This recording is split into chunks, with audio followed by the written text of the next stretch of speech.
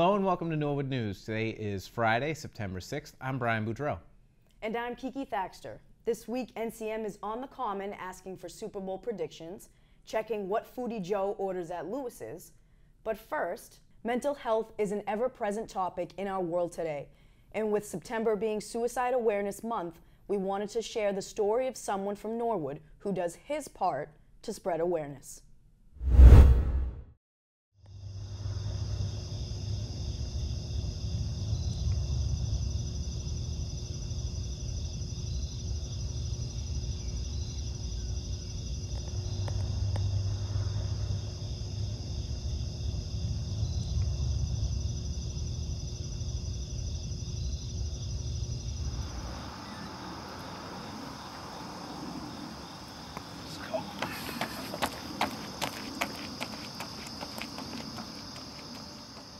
Andrew Cronin, Norwood resident and member of the NHS class of 2017, has been putting his body through the ringer every September for the last 4 years by completing the Murph Challenge. The Murph Challenge, usually done around Memorial Day and started by the Lieutenant Michael P. Murphy Memorial Scholarship Foundation, is not just a physical test, but also a mental and emotional one. Anyone who attempts the Murph is pushed to their limits by completing a 1-mile run, 100 pull-ups, 200 push-ups, 300 squats, and finishing off with another mile run. Andrew found out about this workout by a friend in 2020, after the pandemic had sent everyone home. I was studying abroad in Spain. I got sent home because COVID started. I was at the Cape with my best friend Liam McAleer. He came up to me, he's like, "You want to try out this workout? It's called a Murph." And I was like, that sounds terrible. Like, I surely can't do it, but I'll try, right? So we actually did it along the Cape Cod Canal. There was a pull-apart there. We ran it. He was a beast. I can't even remember if I finished it. If I did, it might have taken 2 hours, but extremely grueling. It was hard. I was like, finished it, I'm never doing this again. Andrew did do it again, every day for a month, this time in September of the same year. The question is, why? Why would anyone will themselves to go through that every single day? And so then going into September, I was going back to school. I went to UMass and all the classes were online. And I was thinking, like, I need something that will keep me from just like sitting around the house all day, because I was never gonna leave. Me and Liam started doing them in September, and like 3 days in, he calls me, and it was brutal. The third day he calls me and he goes, "Yo, like, I don't know why we're doing this. This is so difficult that I need a reason to think about that'll keep me doing, because other than this, we're not gonna finish this. We don't have the will." And then it was his idea. He said, "September is Suicide Awareness Month. Why don't we do it for that?" And I thought it was a great idea, especially because suicide is something that's affected my family, my immediate family. My father committed suicide in 2018. So when he said that, I was like, book it. And then the rest of the month was a lot easier. The first year, Andrew and Liam kept their reason for continuing to do it between the two of them until the end of the month. They both used social media to recap and reminisce about September and how important mental health and suicide prevention is. They counted on the workout being tough, but what they didn't count on is how much their posts could potentially help people. Because especially for men, it's not something that gets talked about a ton. And so at the end of the month, me and Liam wrote something about suicide. It was very nice, posted on Instagram, and then I recorded a video myself for like 2 or 3 minutes talking about it. And I was so nervous when I posted, I turned my phone off, threw it away, and I turned it on again the next morning. And I had like 80 comments, and there were like 20 or 30 people DM me, and 5 or 10 of them were people that I didn't even know, just saying like how this helped them so much, and that kind of blew my mind. So after that was the first year, I was like, yeah, we're gonna keep this going until the wheels fall off. If anyone needs to talk about anything or wants to pick my brain on this stuff, I find that the way through a lot of these issues is just like reaching out when you need help and talking about it, you know? And I don't have the hubris to think that there's much more I can do to fix this issue or anything besides that. But that's something I'd be happy to do, so. Yeah. To see what he posted the last few years, as well as his daily Murph times, you can head to his Instagram. Andrew often shares on his story other people's Murph times as well, and many of them have been on this journey with him for a few years. Liam, who I've mentioned a couple times, me and him, we started this together, so he was there from the beginning. There's a long list of people that have done it and been supportive. It goes up some years, it goes down some other years. Kyle Condon, I think we got on in the 3rd year. He's been huge. Coleman Ivory, I think he stopped doing them like a year ago, but he's a beast. My cousin Jack, for sure. Max Kane has been big, posting it, spreading awareness. Nick Salas is another kid, and I'm gonna forget a bunch of them, but maybe 2 years ago, we had like 15 people doing it at once. Friends I met when I was in Colorado, a lot of Liam's friends because he went to Mass Maritime, from Mass Maritime. And it's cool because to varying degrees, everyone will post things or just, you know, kind of get the word out there. And for a couple of the years we were raising money, we've kind of, this year, for various reasons, not even trying to raise any money, just trying to get awareness out there and see people talk about it. You know, and all those guys have just done that. So the message would be that because I've seen suicide, because it's affected me personally, before this challenge, I thought about it a lot in my life. It's just, whatever, curiosity, or it was something that was very present. And something that I thought about it, the reason, because the two can seem very unrelated. What does having to do this hard workout every day for a month have to do with suicide prevention? And I find that when you're really struggling with things, and especially people that are, you know, contemplating thoughts like that or down that road, the only thing I see that you can do to help yourself is to act, you know? And this is a challenge that's so difficult that no matter how bad, part of it is like, all right, you look back at the end of the month or even while you're doing it, and no matter how bad you felt, no matter how bad you felt about yourself, October 1st, you look back and you're like, all right, maybe I'm a loser, maybe I'm a piece of crap, but at least I could do that. And it's a way of empowering yourself, because the first year we were doing them, before even the challenge and the suicide prevention, and that summer, me and my cousin Jack Kelly, we did a Murph, and we were tired. We'd been working here a ton, and we would run together. We would always sprint the final stretch, and you call it emptying the tank. And right before we were turning the corner, I looked at him and I said, this right here, it was like 5:30 in the morning. I was like, this right here, this is something that nobody can take away from you. No matter what happens today, this is something you get up every morning, you do it, you put in that work, and no one can take this from you. And I strongly believe that you do that, and then you do it again, and then you do it again. You build the bricks of being able, like, forget what anyone else thinks, that you can look at yourself in the mirror and respect yourself.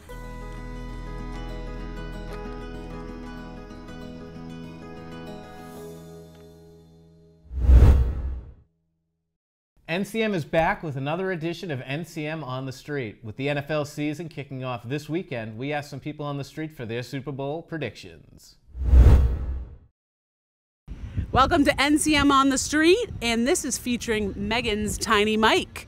We're pulling out the Tiny Mic today, and we're going to go ask some people some questions. And with the NFL season kicking off this Thursday, we're going to ask some people who's going to win the Super Bowl. All right, so we're here with our Tiny Mic. Who do you think's going to win the Super Bowl this year? I'm going with the Kansas City Chiefs. New England Patriots all the way. Gerard Mayo is going to do it. He's the new Belichick. You can't even say that with a straight face. That's okay. All right. New England Patriots all the way. I'll take the Baltimore Ravens. I think Lamar Jackson's got it this year. All right, we'll see. We got 3 different teams. And who do you think's going to win the Super Bowl? 49ers. 49ers. All right, 2 for the 49ers. All right, so I see your shirt, but who's going to win the Super Bowl this year? Hopefully the Chiefs. All right, Tiny Mike, who's going to win the Super Bowl? Fun fact, I'm from Wisconsin. It's going to be Green Bay this year. Whoa. All right, we'll see. We'll check back in. All right, so who is going to win the Super Bowl this year? I got to think about this one. I'm gonna say the Chiefs. Oh, that's Don't a good hate pick. me for that. That's a good pick. We won't hate you. Yeah. All right, we're back with my Tiny Mike. So who's gonna win the Super Bowl this year? I don't know. You don't know? You can't say one team. Patriots. Okay. Yeah, Patriots. I don't watch football. Okay. Great. So that wraps it up for another edition of Man on the Street featuring Megan's Tiny Mike.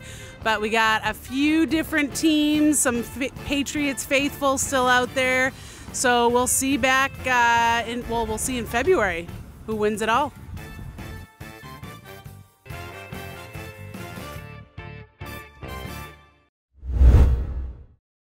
When Norwood News returns, we'll see what my next stop is for a sweet treat, what Foodie Joe likes to eat at Lewis's, and NHS junior Bridget Kidd is back for the first school news of the school year. This month on Norwood Digest, Jack McCarthy sits down with veterans agent Ted Mulvihill, recapping his tenure at Norwood. Your Town at Work with Jerry Slater is back on Digest, and NHS graduate Nate Buchanan talks about his upcoming role in a Hollywood movie. All this on Norwood Digest, only on Norwood Community Media. Well, Kiki's back from Greece, but that hasn't stopped her from finding another sweet treat, and she brought a very special guest. Hey guys, welcome back to Sweet Treats with Keeks. We are down at the Common again, and I have a special guest. We have NCM part-time worker Danielle DiMattia. She's also a junior in high school at NHS. Senior. Oh, senior now. All right, that's fine. All right, we're here at Express Pizza. A lot of people may not know, but they actually make homemade fried dough. So we're gonna go try that out right now.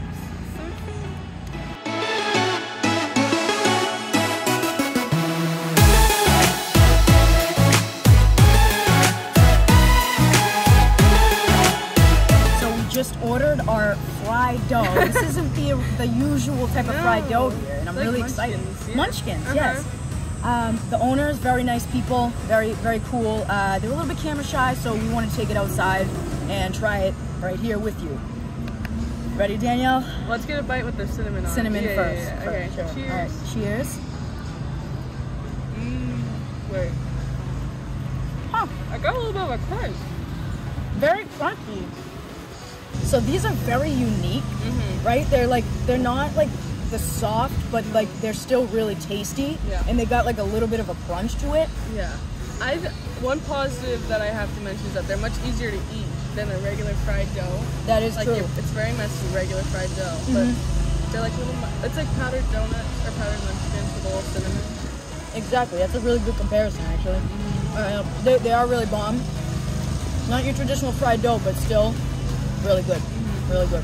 I approve. Do we rate it out of something, or you just say you approve? You can rate it. I'm still eating it. Oh, okay. Let's see. I give this a solid 8. Yeah, I think 8 sounds good. Yeah. It's a good number. Thank you, fried dough expression.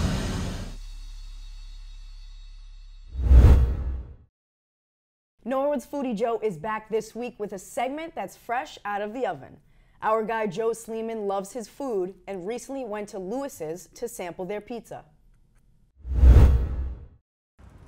Hey everyone, welcome to Norwood's Foodie Joe. You guessed it, I'm Joe. Today, I'm here to take you on a delicious journey through the culinary landscape of Norwood, Massachusetts. Today, we're here at Lewis's, a Norwood staple for over 85 years.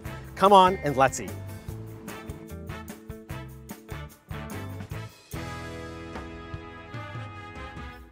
Here we are at Lewis's Restaurant and Grill with their new pizza oven from 2022. Today I'm going to order the pegged pant pizza. Try saying that 3 times fast.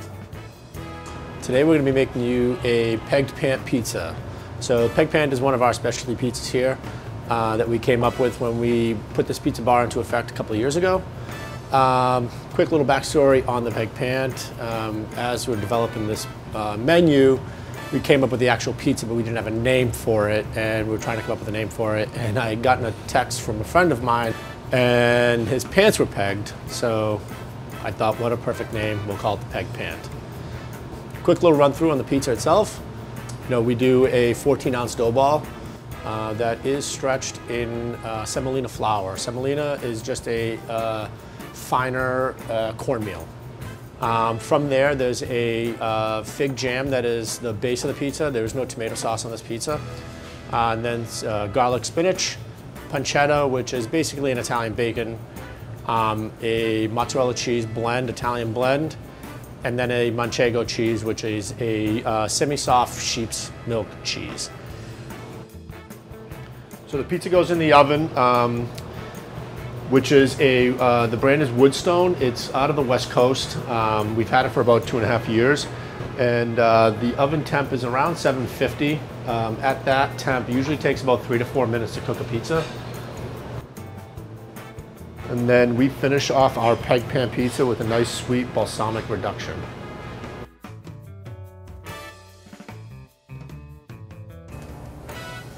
All right, Joe, here's your peg pan. Awesome. Enjoy. Thank you very much.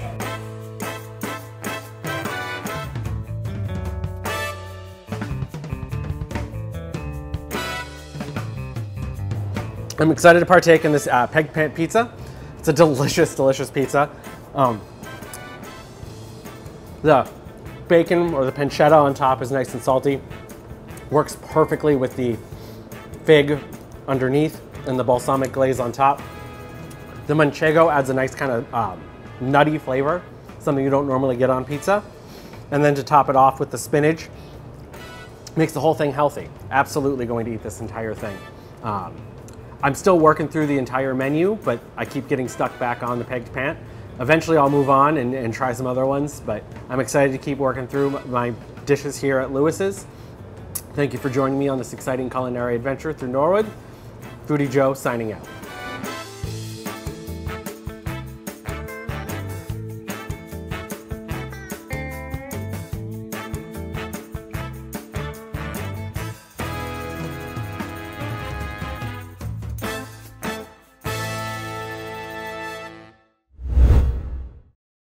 Now we're going to send it over to Bridget Kidd for the first school newscast of the year. Hi everyone, I'm Bridget Kidd and I'm with Junior at Norwood High School. I'm excited to be back hosting our weekly Norwood School News segment. We hope you enjoy our broadcasts that will bring you right into the classroom so you can see firsthand all the good things happening in our Norwood schools. The school year began with a convocation that was held Tuesday at Norwood High School. Teachers were welcomed back this year and treated with a red carpet entrance that was lined up by Mustang cheerleaders. Teachers were interviewed on the carpet by NHS TV student Brian Gagliard and Danielle DeMatia and broadcasted in the gym and on the auditorium screen. They were then treated to a surprise lip sync video featuring school administrators dancing and having fun to Taylor Swift songs. New Superintendent Tim Luff introduced himself to a packed auditorium and is excited to begin the school year. Then current students of all ages spoke on stage to highlight who and what they are grateful for. The final presentation was motivational speaker Aaron Polanski, who provided teachers with takeaways that they can use immediately in their classrooms. He was passionate and gave real examples to help teachers become the best versions of themselves. It was a great way to kick off the year, and let's take a look at some highlights. How was your summer? I worked all summer, and I got ready for what's going to be an incredibly exciting year here in Norwood. I'm so pumped to have our staff back, our kids back tomorrow. It is going to be awesome. It's going to be the new Norwood era. I'm so pumped for everybody. All right. I love everything you're saying. I'm here with the Cleveland 5th grade. They had to deal with me as a little kid, which I feel bad for. I want to apologize now. How was you guys this summer? Amazing. I loved it. It was awesome. What'd you guys do? Storyland, Santa's Village, beach. There you go, everything. Beach and hung out with the family. We went to Bermuda. Had a great time. There you go. And then what are you looking forward to this year? Meeting the new crop of 5th grade. Hanging with my friends. Yeah, having a great year. There you go. I hope you guys enjoy it. Thank you so much. Thank you.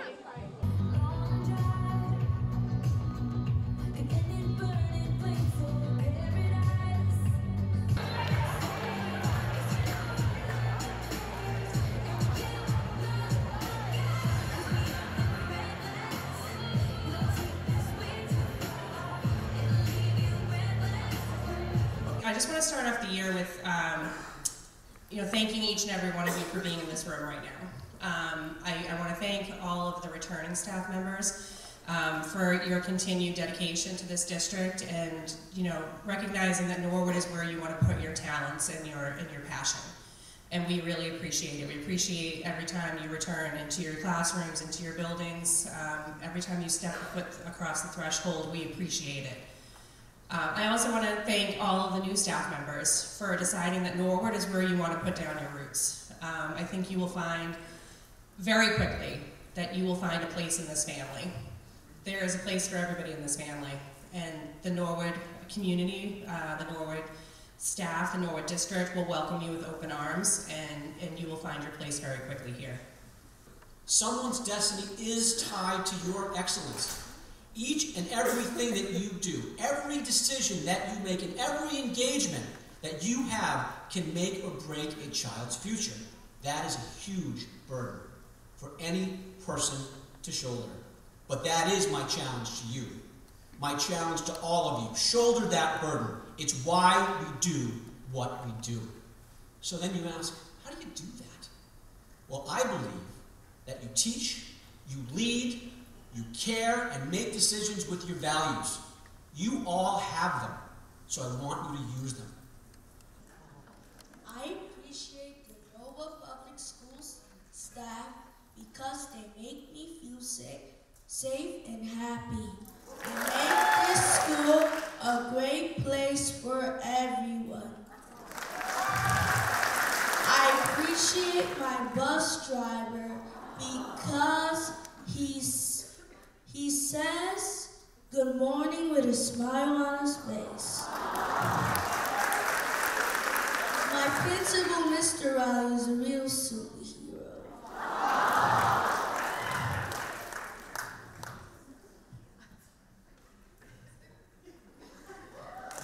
He's the kindest principal I ever had.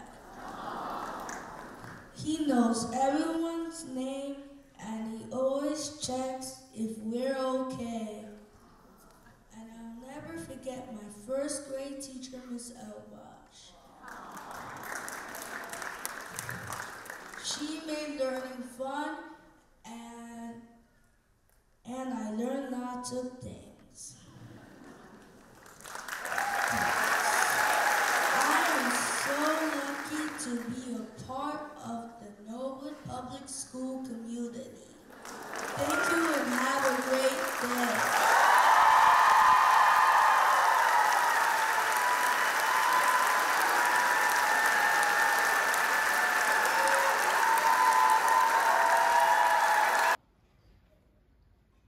I will say that again, you are hope dealers. You help other people excel, and everything that happens in their lives happens first between their ears and then between their hours, because you help to create it, no matter what your role is.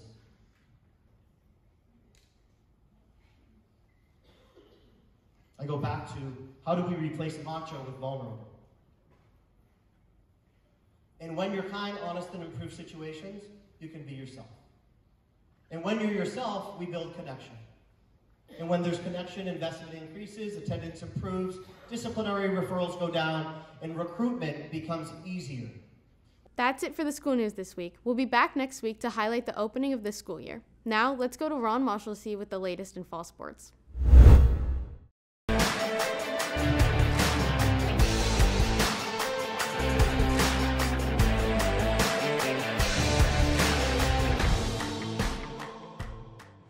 I'm Ron Marshalsea, and this is your Sports Update. Most of the Mustang teams have began their seasons with golf going 1-1 on the year with a loss to Hopkinton. Frankie Sheehan shot a 42 and Tommy O'Brien shot a 43. The boys and girls soccer teams both lost to Hopkinton this week, but they both will be playing Westwood on the 10th when the boys host them at 4:30 and the girls will be away at 5:30. The field hockey team picked back up where they left off, starting this season off with a 5-1 win over Hopkinton. Goals came off the sticks of Bridget Conley, Emily Spadorsha, Allie Mannering, and 2 from Shay Larkey. Field hockey will be at Ashland Friday afternoon at 4:30. Volleyball couldn't get the win over Hopkinton this week, but looked to get in the win column Friday night when they head to Ashland at 6 o'clock. Cross country starts their season at Holliston on the 11th at 4:30. Pivoting from high school sports, on August 24th, the 4th annual Ron Marshalsea Jr. Wiffle Ball Tournament was a massive success. This tournament raises money for the Ron Marshalsea Jr. Trade Scholarship that awards a tool bag full of tools and $1,000 to a Norwood High graduate interested in going into the trades. This year's tournament was brought back to 1 day instead of 2, but that did not stop the curveballs or the competition. We had 11 teams this year, and every single one of them seemed like they had a great time, whether they were just short of being a champion or left with a trophy in hand. Congratulations to the benchwarmers on being this year's tournament champions, as well as the recipient of the 2024 Ron Marshalsea Jr. Trade Scholarship, Alan Helmar. Thank you to everyone who showed up in support, who fielded a team, bought some raffle tickets, hit some wiffle balls, and enjoyed an amazing day with us down at the Elks. And a big thank you to my mom for helping organize this year after year, my Uncle Tim and cousins Timmy and Kerry for helping us set up the fields, my girlfriend Holly for doing a little bit of everything, including taking fantastic pictures, my entire family for literally always being there, and Matt McDonald from the Norwood Record for recapping the day in an incredibly written piece in last week's newspaper. Thank you again for everyone's support, and if you want to get your team in for next year or just make a donation, you can reach out to ronmarshalsea@gmail.com. And that is all I have for this sports update. I'm Ron Marshalsea, and Norwood News will be right back after this break. Norwood News is a weekly newscast recapping all things Norwood during the week. The news airs on Friday at 6 p.m. on the NCM Community Channel and continues to play all weekend. If you're unable to catch it on TV, don't worry. Each and every Norwood News is uploaded to our website, norwoodcommunitymedia.org. Click on the Community On Demand button, then search for Norwood News at the top of the page, and you'll be able to watch any Norwood News from any week since the show started. And then you'll be all up to date with all things Norwood.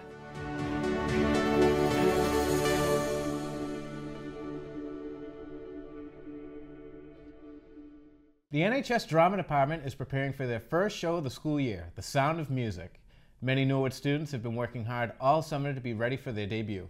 Make sure to come out and support them at the NHS Auditorium next Friday and Saturday at 7 p.m. and Sunday at 2 p.m. The Community Preservation Committee has come to a decision on 20 Vernon Street. The committee approved an $800,000 request, $200,000 from housing, and $600,000 from community preservation. Yeah, so we're voting 200, 600, final answer. We're good. Yes. Yes. So you voted yes. Solid yes. Yes. No, I vote no. No, okay, thank you. Joe? No. Patricia? Yes. John? Yes. Debbie? Yes. Matt? Yes. Geez, I was gonna vote 250, no. Okay, and the amended motion is the 200, 600? Yes. Okay. Julie? Yes. Yes. Cheryl? No. Joseph? Yes. Patricia? Yes. John? Yes. Debbie? Yes. Matt? Yes. And I'll vote yes. Yes. Okay. Okay. The Community Preservation Committee will meet again on September 11th. Well, that's all for Norwood News. To stay up to date with Norwood Community Media, follow us on Facebook, Twitter, and Instagram. As always, thank you so much for watching and have a great weekend. Have a good one, everyone.